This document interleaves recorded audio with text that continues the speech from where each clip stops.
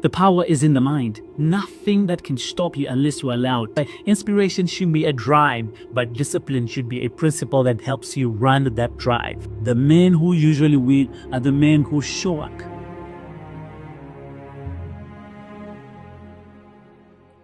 Good day, brothers.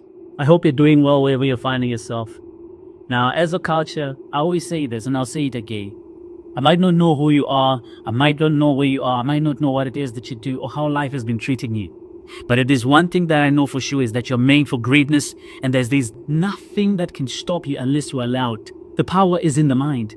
How you think you become, and what you become you create, and what you create you leave. Now today I want us to talk about a very underlooked topic. The topic of discipline. Now discipline beats motivation. And I need you to hear that discipline beats motivation. I motivate people, but I always remind them that, listen, apart from this motivation, create a discipline that drives or that reflects that motivation. Because motivation at some point is unreliable.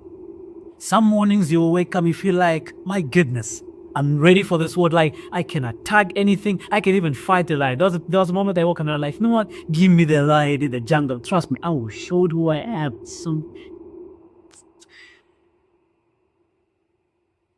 And yet there are other mornings that you feel empty, where you feel like, why am I alive?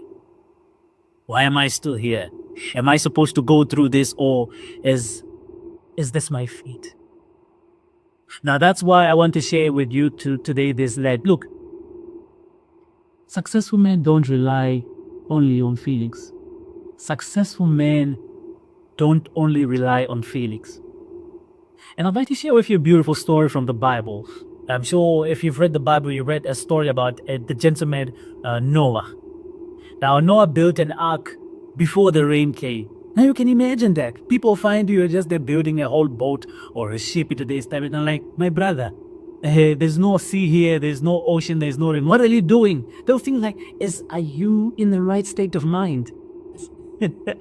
You can imagine how foolish he might have looked while building the ark, and nobody understood the vision. But discipline kept him going.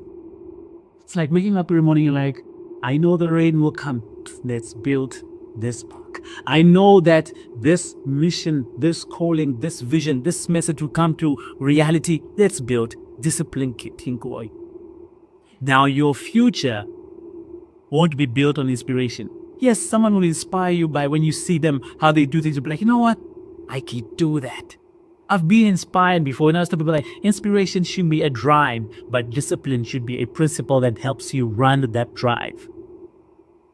You see, inspiration will inspire you, but consistency matters.